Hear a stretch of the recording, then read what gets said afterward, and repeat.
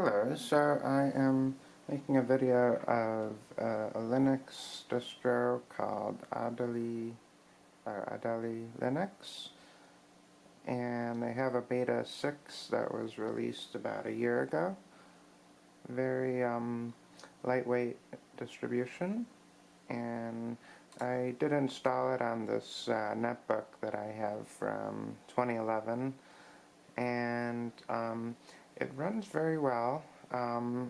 Doesn't really run Firefox, YouTube very well, but besides that, there's quite a bit you can run on this. And this is a 8 gigabyte solid state drive, one of the first that I bought.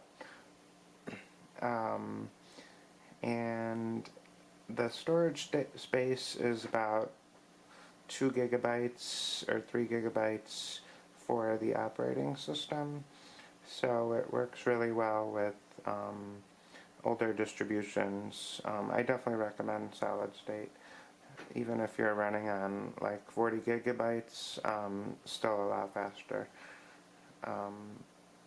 The total storage on this is 8 gigabytes, so there aren't a whole lot of distributions that are running a modern Linux, so this is one of the few that I found.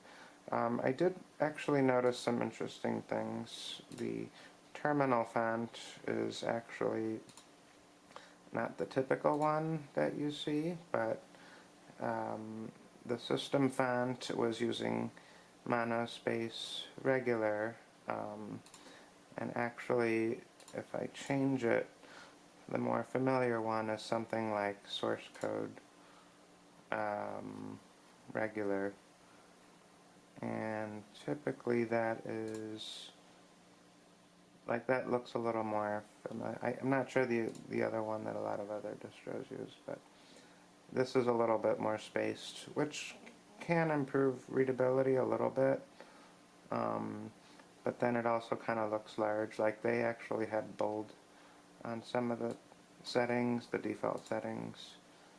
I believe it was like, this is bold. That could help if you're looking for certain phrases to be bolded, but I'm not sure if it affects it, so I did disable it.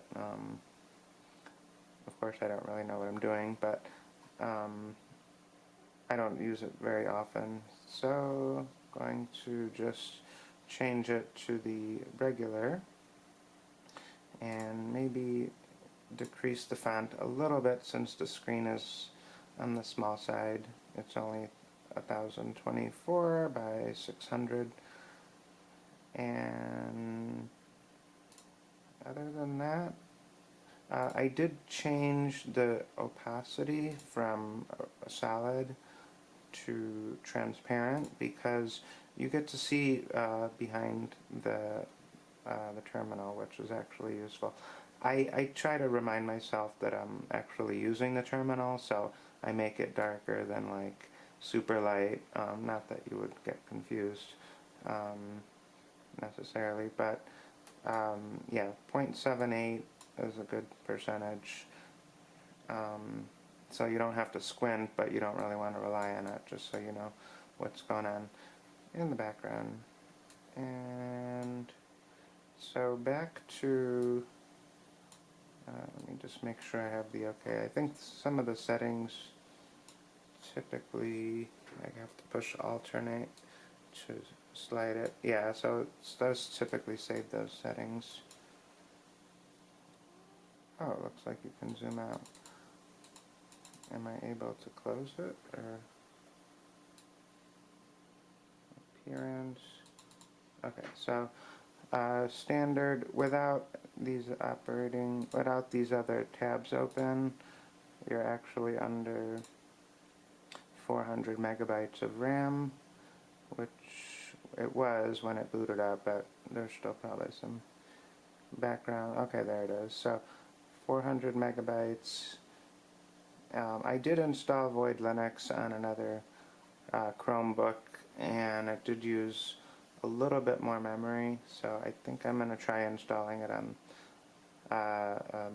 Adélie Linux on my Chromebook. It's a Toshiba from 2014, and it has 2 gigabytes of RAM, which should be a little better. Although one thing I noticed is it used around 10 gigabytes, and this has 4 gigabytes of storage after the install, which is actually acceptable, or more preferable, because it has embedded or soldered 16 gigabyte.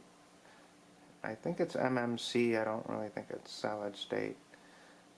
I was running YouTube earlier, and it does actually stream in 144p, but it kind of froze during a commercial break, so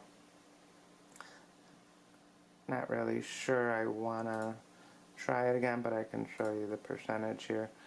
It actually remarkably does use under 300 megabytes for Firefox, unless you start running YouTube, which it will use all the way up to like 950. So it will use. It's actually more bottlenecked by the CPU than the memory in some cases. So that's. I'll close this one. I can reopen YouTube, but it supported, supports all the latest openSSL certificates. So at least you can actually load some things. And I did install Ubuntu 8.04 yesterday on this, and it actually ran pretty smoothly, but none of the packages would update, of course, since they kind of disable the servers for those old updates. Even though it recommended updating to 10.04, it wouldn't update to, that was 2008 or 2009. And so 744 just running YouTube, but then once it starts to play, it'll go all the way up to like 900. Not really usable, but I mean, if you really need to use it, it has all the video codecs built in, and 144p is the only thing I could actually run, like that resembled something that was smooth playback. So I can close this one out and maybe run something else that's a little more usable. So Wikipedia does load, and as you can see, it's not always using all the RAM. Compared to YouTube, so it'll actually hover around 700. And there are pop-ups, for better or worse, and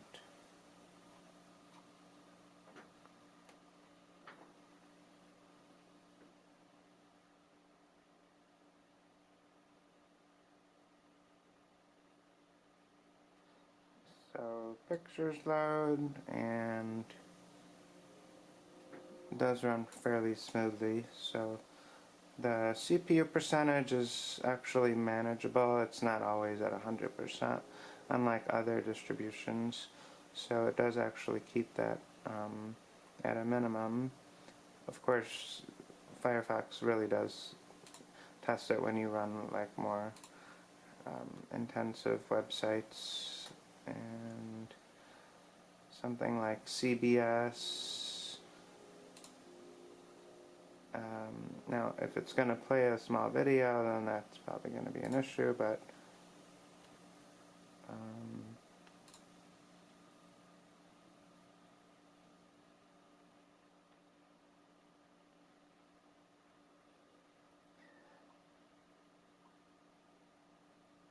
so actually not bad. I think it's nice to have Firefox, and they also include NetSurf on the default Beta6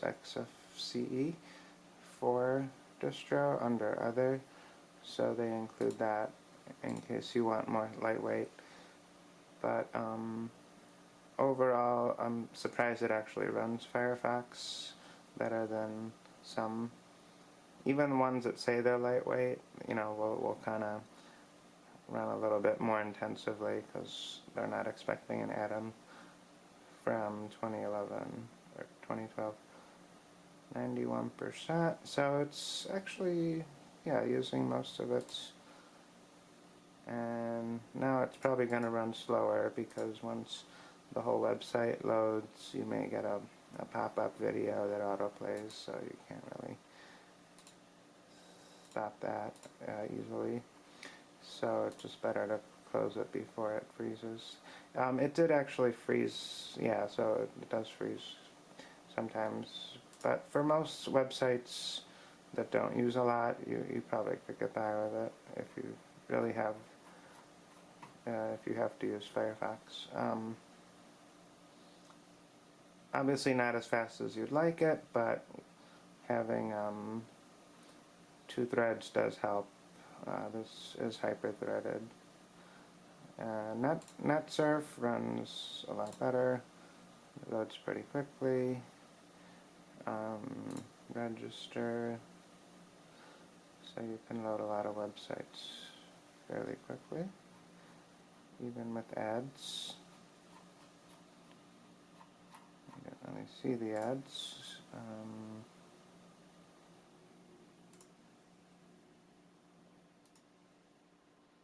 So it's not 100%, it's like, yeah.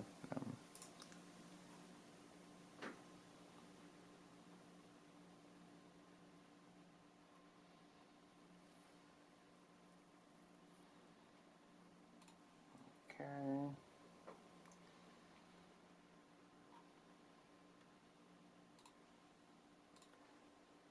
And there were some other tasks I wanted to test, how to upgrade, if there are any upgrades, and I believe that was, so I found some commands for upgrading. I don't know if this is the right one, but sudo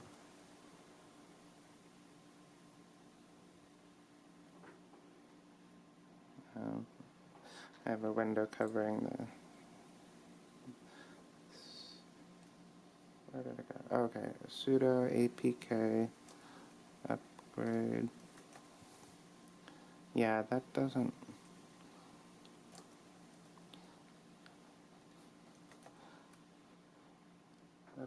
I saw another page that had the better instructions or more relevant instructions, but Gemini is not really useful, and I wasn't hoping to count on it.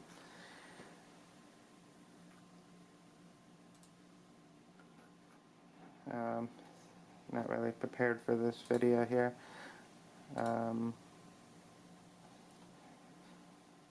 And very minimal applications pre-installed,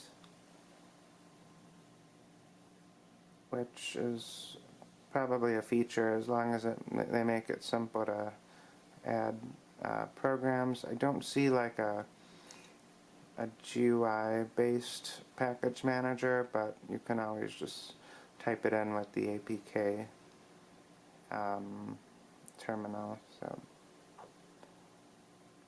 it is based on Alpine, which is as lightweight as they go for mainstream distribution, so I wouldn't really call it mainstream.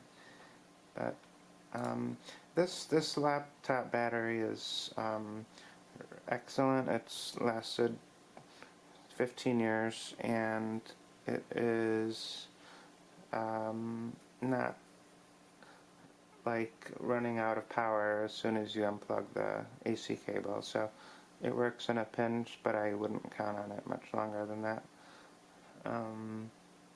So whatever the brand this is, if they're still in business, they make good lithium batteries.